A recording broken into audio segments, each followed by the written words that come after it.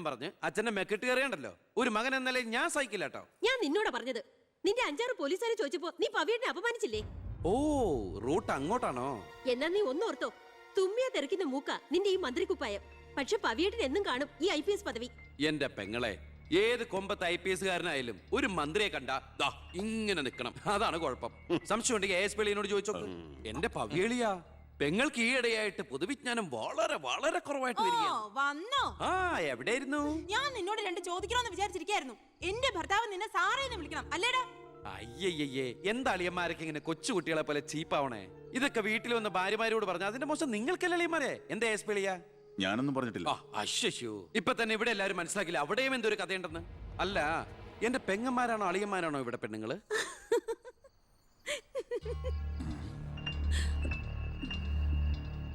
അച്ഛാ, അച്ഛനെങ്കിലും ഒന്ന് പറഞ്ഞു കൊടുത്തൂടെ കുട്ടികൾക്ക് ഓഫീസ് വേറെ വീട് വേറെ എന്ന്? എന്നെ മന്ത്രി കസേരന്ന് എഴുതിപ്പിച്ചു വിട്ട എന്നോട് മിണ്ടാൻ വരണ്ട. ഞാനല്ലോ എഴുന്നേപ്പിച്ചു വിട്ടത്, ജനങ്ങളല്ലേ. അച്ഛൻ ഇനിയെങ്കിലും മനസ്സിലാക്കണം, പൊതുജനം കഴുതയല്ലെന്ന്. അതെങ്ങനെയുണ്ട് അളിയന്മാരെ? എല്ലാരും പോവാണോ? നീ ഉച്ചയ്ക്ക് ഊണ് കഴിക്കാൻ വരുമെന്ന് കരുതി നിനക്ക് ഇഷ്ടപ്പെട്ട പാൽപ്പായസം വരെ ഞാൻ ഉണ്ടാക്കി. അമ്മയ്ക്ക് അറിഞ്ഞൂടെ അമ്മേ മന്ത്രിമാരുടെ തിരക്കൊക്കെ? നീ ഇരിക്കെ. അതെ, ഇവിടെ ഇരുന്നാൽ എനിക്ക് ഇങ്ങോട്ട് ഇറങ്ങൂല്ല അമ്മേ. ഇനി ഞാൻ ഇന്ത്യൻ പ്രധാനമന്ത്രി ആയാലും എനിക്ക് അടുക്കളയിൽ ഇരുന്നാലും ഇറങ്ങും. അതിന്റെ സ്വാദം വേറെ തന്നെയാ. അമ്മ ഇങ്ങോട്ട് വന്നേ. ഇവന്റെ ഒരു കാര്യം. അതെ, ഇവിടെ എല്ലാവരും ചേർന്ന് ഏട്ടനെ പുഴുങ്ങി തിന്നാൻ നോക്കി നിൽക്കായിരുന്നു. എല്ലാം വാല് മടക്കിയത് കണ്ടില്ലേ? കലക്കേട്ട.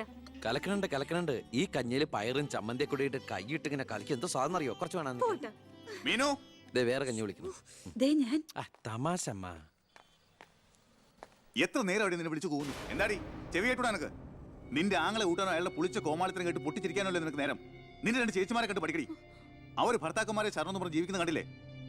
അതെങ്ങനെയാ? കണ്ണി കണ്ടവരോടൊപ്പം കറങ്ങി നടന്നൊരു വിഴുപ്പിനല്ലേ എന്റെ അല്ലേ കെട്ടിവെച്ചത്? അനാവശ്യം പറഞ്ഞാണ്ടല്ലോ. കൊന്നുകളയും ഞാൻ. അറിയില്ല നിനക്കെന്നെ. എന്റെ മനസ്സാരെങ്കിലും വേദനിപ്പിച്ചാ അത് ഞാൻ നിന്നോട് തീർക്കും. അളിയാ, ഒരു മിനിറ്റ് ഒന്നും വന്നേ. ഞാനെന്തോ പറയണോന്ന് വിചാരിച്ചല്ലോ. കഞ്ഞി കുടിച്ചോണ്ടിരിക്കും. എനിക്കെന്തേലും ദേഷ്യം തോന്നിയാ, വിഷമം തോന്നിയാ ഞാനത് നേരിട്ട് തീർക്കും. മേലാൽ ഇത് ആവർത്തിക്കരുത്. എന്താടാ അവിടെ ഒരു ശബ്ദം കേട്ടത്? വിഷു ഒക്കെ ആവാറായില്ല അമ്മ. ഞങ്ങൾ വെറുതെ പടക്കം പൊട്ടിച്ച് കളിച്ചാ. ഗുഡ് നൈറ്റ് അളിയാ. അമ്മ ചെന്ന് കഞ്ഞി കുടിക്കേ.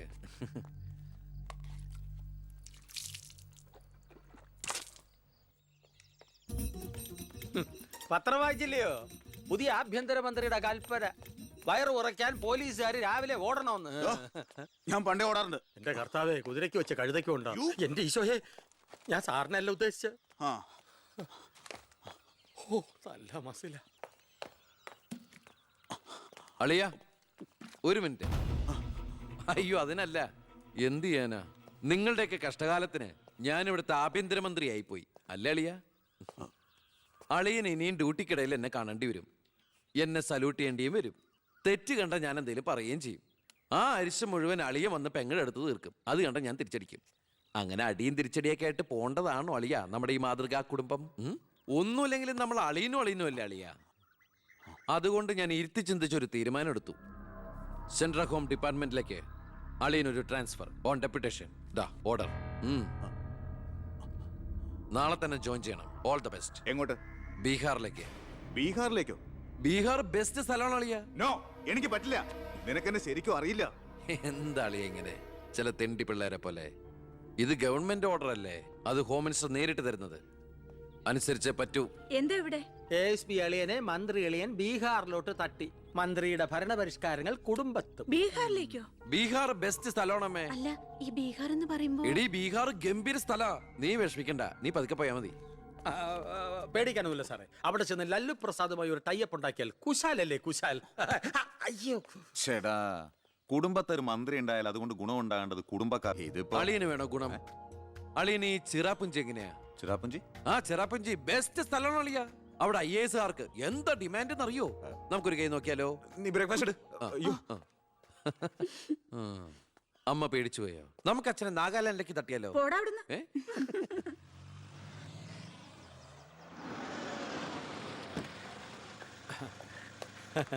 നമസ്കാരം. നമസ്കാരം. Good morning. Good morning. മനസ്സിലായില്ലേ? മേഴ്സി മേഴ്സി വർഗീസ് ഇവിടുത്തെ ഫേമസ് പബ്ലിക് പ്രോസ്റ്റിറ്റ്യൂട്ടാ. പഴയ ജോലിയൊക്കെ നിർത്തി ഇപ്പൊ അച്ഛന്റെ കേസ് മാത്രമേ എടുക്കൂ. കൂടെ കയറിയങ്ങ് പോ. വൃത്തിയിട്ടവനെ, താനാ പറഞ്ഞതിന്റെ അർത്ഥം എനിക്കറിയോ? വേശ്യെന്നാ. ഓ, മാഡം മാഡം മാഡം അറിയാതെ നാ ഒന്ന് പിഴച്ചു പോയതാണ്. മാഡം എന്റെ സ്വന്തം അമ്മയെ പോലെയാണ്, അല്ല, സ്വന്തം ഭാര്യയെ പോലെയാണ്. ഐ! അയ്യോ, പെങ്ങളെ പോലെയാണെന്നാണ് ഞാൻ ഉദ്ദേശിച്ചത്. എന്താ ഇവിടെ ബഹളം? കയ്യും കബളും കൂടെ കൂട്ടിമുട്ടിയതാ. ഓ, ഈ കള്ളനായിരുന്നോ? ഞാൻ കള്ളനല്ല, കള്ളന് കഞ്ഞി വെച്ചു. സെക്യൂരിറ്റി, തൂക്കിയെടുത്ത് പുറത്താക്കണോ ഇവനെ? ഞാൻ ഉദ്ദേശിച്ചത് ഇയാളൊന്നും ഉദ്ദേശിക്കണ്ട. മേലിൽ മുറ്റത്ത് കാലി കുത്തിപ്പോരുത്. ഞാൻ ഈ കാല് Stupid. എന്റെ ഉദ്ദേശങ്ങളൊന്നും പഴയതുപോലെ ഫലിക്കുന്നില്ലല്ലോ. ടൈ. തെളിവുകളും സാക്ഷിമൊഴികളും അനുകൂലമാണെങ്കിൽ പിന്നെ ഒന്നും പേടിക്കാനില്ല. സെൽഫോൺ ഒരു പ്രധാനപ്പെട്ട തെളിവല്ല. അതിലേക്ക് ആർക്ക് വേണമെങ്കിലും വിളിക്കാം, തിരിച്ചും വിളിക്കാം. പക്ഷേ ശാരിയുടെ സാക്ഷിമൊഴി പ്രധാനമാണ്. അതിലൂടെ മാത്രമേ വെട്ടൂർ ശിവനും ഈ കൊലയും തമ്മിലുള്ള ബന്ധം വാദിഭാഗത്തിന് തെളിയിക്കാൻ പറ്റൂ. ഈ വെട്ടൂർ ശിവൻ നിരപരാധിയാണെങ്കിൽ അച്ഛനും നിരപരാധിയാണ് അല്ലേ മാഡം? അതെ. അപ്പോ എങ്ങനെയും ശാരിയുടെ മൊഴി നമുക്ക് അനുകൂലമാക്കണം. അച്ഛൻ ആ കുട്ടിയോടൊന്ന് സംസാരിച്ച. ഓ, ഇവിടുത്തെ പഴയ ബാല്യക്കാരുടെ മോളാ അവള്. ഇനി ഞാൻ അവളെ കാല് പിടിക്കണമെന്ന് പറഞ്ഞാ? അച്ഛാ, ഇപ്പൊ ആവശ്യം നമ്മുടെതാ. അവൾ അനുസരിക്കും. അതിനുള്ള തന്ത്രങ്ങളൊക്കെ അച്ഛൻ അറിഞ്ഞൂടെ?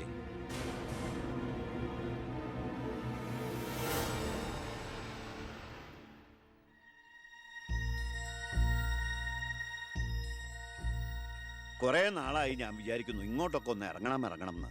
സത്യം പറഞ്ഞ സമയം കിട്ടാറില്ല. അല്ല, ഇവളെങ്ങനെ നിർത്തിയാ മതിയോ? കെട്ടിച്ചുടണ്ടേ? അതിന് കല്യാണ ചെലവൊക്കെ ഞാൻ ഏറ്റവും പറ്റിയ പയ്യനെയും കണ്ടെത്താം. നമുക്കിത് ഗംഭീരമാക്കണം, ഒരു ഉത്സവം പോലെ. ഗോപാലപിള്ള സാറിനെ എനിക്ക് മറക്കാൻ പറ്റുമോ? എന്നെ രാഷ്ട്രീയത്തിലേക്ക് കൈപിടിച്ച് കയറ്റിയ രാഷ്ട്രീയ ഗുരുവാണ് നിന്റെ മുത്തച്ഛൻ. മരിക്കാൻ കിടക്കുമ്പോ ഞാൻ അദ്ദേഹത്തിന് കൊടുത്ത വാക്കാ, ഈ കുടുംബം അനാഥാകില്ലെന്ന്. എന്നാ ഞാൻ ഇറങ്ങട്ടെ. ഞാൻ എന്തോ മറന്നല്ലോ. മോളെ, പിന്നെ മോൾക്കറിയാമല്ലോ, നിരപരാധിയായ എന്നെ ഒരു കേസിൽപ്പെടുത്തിയ വിവരം. ആ പ്രതിക്കെതിരെയുള്ള മോളുടെ മൊഴി അതൊന്നും മാറ്റി പറയണം. ഞാൻ സത്യം പറയൂ. എന്റെ മുന്നിൽ വെച്ച് നടന്ന കൊലപാതകത്തിന് കൂട്ടു നിൽക്കാൻ എന്നെ കിട്ടില്ല. തെറ്റ് ചെയ്തവരാരായാലും അവർ ശിക്ഷിക്കപ്പെടണം. ഓ, കുറെ കാലം എന്റെ വീട്ടിൽ നിന്നല്ലേ തള്ളയും മോളും. ഉണ്ട ചോറിന് നന്ദി കാണിക്കാൻ പറ ദേവകിയമ്മ മോളോട്. അമ്മ പറയില്ല. സാറ് പണ്ട് നന്ദി സൂചകമായി എന്റെ മുത്തശ്ശന് കൊടുത്ത വാക്ക് വിധവയായ എന്റെ അമ്മയെ അടിച്ചു തളിക്കാരിയാക്കാമെന്നല്ല, നല്ലൊരു ജോലി വാങ്ങിക്കൊടുത്ത് സ്വന്തം പെങ്ങളെ പോലെ സംരക്ഷിക്കാമെന്നായിരുന്നു. സാറിന്റെ വീട്ടിലെ കരിയും പുകയും കൊണ്ട് എല്ലും മുറിയ പണിയെടുത്തിട്ട് തന്നെയാ എന്റെ അമ്മ എന്നെ വളർത്തിയത്. ഒരു ബാല്യക്കാരിയുടെ കൂലിക്കണക്ക് പറഞ്ഞാ കുറെ കാശ് ഇങ്ങോട്ട് തരാനുണ്ടാവും. ഞാഞ്ഞൂളിനും പത്തി കൊള്ളാം. നീയൊക്കെ മാനം മര്യാദയായിട്ട് ജീവിക്കുന്ന എനിക്കൊന്ന് കാണണം.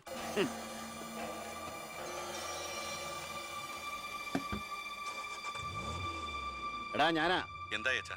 ഏയ് നടക്കില്ലടാ. ഇന്ന് അച്ഛൻ അവളുടെ അടുത്ത് പോയി. നാളെ അവൾ അച്ഛൻ്റെ അടുത്ത് വരണം. അച്ഛൻ സമാധാനമായിട്ടിരിക്കെ, ബാക്കിയൊക്കെ ഞാൻ നോക്കിക്കോളാം.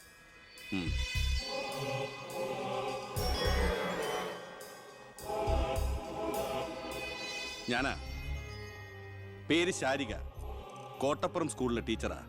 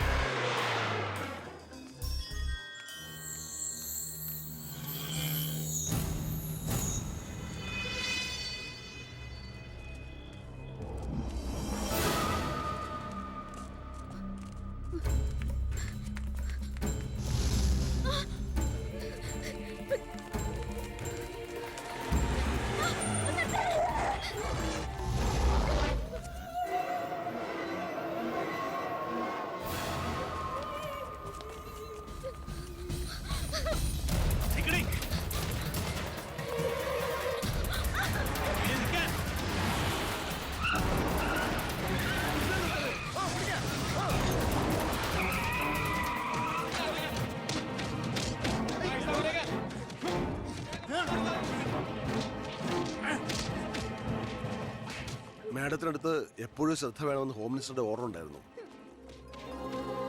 വരട്ടെ, പിടിച്ചു കയറ്റില്ല.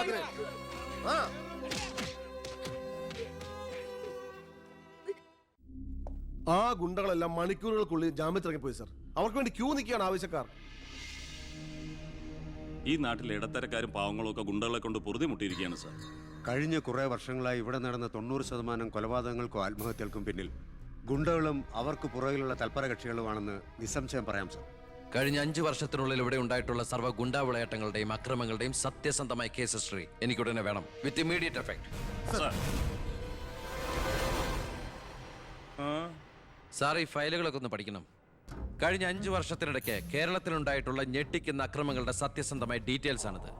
300-ലേറെ കൊലപാതകങ്ങൾ, 2000-ലേറെ ആത്മഹത്യകൾ, 3000-ലേറെ ആത്മഹത്യാ ശ്രമങ്ങൾ, അക്രമങ്ങളിൽ അംഗമംഗം വന്നവർ 6000-ലേറെ. എന്നിട്ടോ ബന്ധപ്പെട്ട കേസുകളിൽ ശിക്ഷിക്കപ്പെട്ടത് വെറും 12 പേർ. വ്യക്തമായ തെളിവുകളോ സാക്ഷിമൊഴികളോ ഇല്ലാതെ രക്ഷപ്പെട്ടവർ 650-ലേറെ. ഇനിയും പോലീസിന് കണ്ടുപിടിക്കാൻ പറ്റാത്ത കേസുകൾ 100-ലേറെ. ഇതൊക്കെ ആ അവറാച്ചനും അതിനു മുമ്പ് പ്രതിപക്ഷവും ഭരിച്ചിരുന്നപ്പോഴാ. സാർ, മറ്റുള്ളവരുടെ മേൽ പഴിചാരി രക്ഷപ്പെടാനുള്ള തന്ത്രമല്ല ഇപ്പോൾ ഇവിടെ ആവശ്യം. ഞാനിപ്പോ എന്താ ചെയ്യണ്ടേ? ഇതൊക്കെ അന്വേഷിക്കേണ്ട ചുമതല പോലീസിനല്ലേ? സമയമുണ്ടെങ്കിൽ താൻ തന്നെ പോലീസിനെ കൊണ്ട് അന്വേഷിപ്പിക്കടോ. താങ്ക് യു സാർ, ഈ പെർമിഷൻ മാത്രം മതി. നിക്ക് ഞാനൊരു ആവേശത്തിന് പറഞ്ഞു എന്ന് വെച്ച് എന്താ തന്റെ ഉദ്ദേശം? സാർ, ഞാൻ പറഞ്ഞില്ലേ ഈ അക്രമങ്ങളുടെ എല്ലാം പിന്നിൽ ഗുണ്ടകളാണെന്ന്. അതൊക്കെ ആർക്കും അറിയാൻ പാടില്ലാത്തത്. എങ്കിൽ പിന്നെ ഈ ഗുണ്ടാവിളാട്ടം നമുക്ക് അങ്ങ് അവസാനിപ്പിച്ചൂടെ സാർ? ഈ നാട് നന്നാവണമെങ്കിൽ, ജനങ്ങൾക്ക് പേടി കൂടാതെ ജീവിക്കണമെങ്കിൽ കേരളത്തിൽ അടിയന്തരമായി ഗുണ്ട ആക്ട് നടപ്പാക്കിയേ പറ്റൂ. അതെ സാർ, നമ്മുടെ അയൽ സംസ്ഥാനത്തെ മുഖ്യമന്ത്രി ആക്ട് നടപ്പാക്കിയില്ലേ? എടോ, അവരൊരു സ്ത്രീയാ, അവർക്ക് എന്തു ആകാം. അവരെ തൊട്ടാൽ പീഡനം, സ്ത്രീ പീഡനം. എന്നെ തട്ടിയാ എന്റെ കുടുംബത്തിന് പോയി. സാർ, സാറിന് ഒരു പോറൽ പോലും സംഭവിക്കില്ല. ഇതിപ്പോ പോറലല്ലോ, ഓട്ടയല്ലേ വീഴാൻ പോണത്. ഓട്ട ഈ വെടിയുണ്ടിയും കത്തിയൊക്കെ കയറുമ്പോണ്ടാവണം ഓട്ട. സാർ, ഞാൻ പറയുന്ന താൻ എന്ത് പറഞ്ഞാലും ഞാൻ സമ്മതിക്കില്ല. ഇതൊക്കെ തനിക്ക് മുൻപരിചയം ഇല്ലാത്തോണ്ട് തോന്നുന്നു മണ്ടത്തരാ. എങ്കിൽ പിന്നെ സാർ ഒരു കാര്യം ചെയ്യും, മുൻപരിച്ചുള്ള ആരെങ്കിലും വെച്ച സാർ അങ്ങോട്ട് ഭരിച്ചോ. ഞാൻ രാജിവെക്കാൻ പോവാ. നീ എനിക്ക് ഹാർട്ട് അറ്റാക്ക് ഉണ്ടാക്കുന്ന വർത്താനം പറയരുത്. നീ രാജിവെച്ച് പോയാ എന്റെ മന്ത്രിസഭ മൂക്കൂത്തി വീഴില്ലേ? എങ്കിൽ എന്റെ വഴിക്ക് വരേണ്ടി വരും. നീ പറയണേല് കാര്യമുണ്ടെന്ന് എനിക്കറിയാം, പക്ഷെ നിനക്കൊരു കാര്യം അറിയില്ല. ഇവിടുത്തെ എല്ലാ രാഷ്ട്രീയ പാർട്ടികളുടെയും നിത്യോപയോഗ സാധനങ്ങളിൽ ഒന്നാണ് ഈ ഗുണ്ടകൾ. അതുകൊണ്ട് ഭരണകക്ഷിയും പ്രതിപക്ഷവും ഇതിന് സമ്മതിക്കില്ല. ഈ ബില്ല് നിയമസഭയിൽ പാസ്സാവൂല. അറിയാം സാർ, ആദ്യം നമുക്ക് മന്ത്രിസഭ കൂടി തീരുമാനിക്കാം. ഗവർണറെ കൊണ്ട് സ്പെഷ്യൽ ഓർഡിനൻസ് പുറപ്പെടുവിച്ച് ഈ ഗുണ്ട ആക്ട് നടപ്പിലാക്കാം. എന്നിട്ട് 6 മാസത്തിനുള്ളിൽ നമുക്ക് നിയമസഭയിൽ പാസ്സാക്കിയെടുത്താൽ മതി. ആ 6 മാസം മതി എനിക്ക് കേരളത്തിലെ സർവ്വ ഗുണ്ടായുസം തുടച്ചു നീക്കാൻ. Thank you sir. എനിക്ക് വേണം.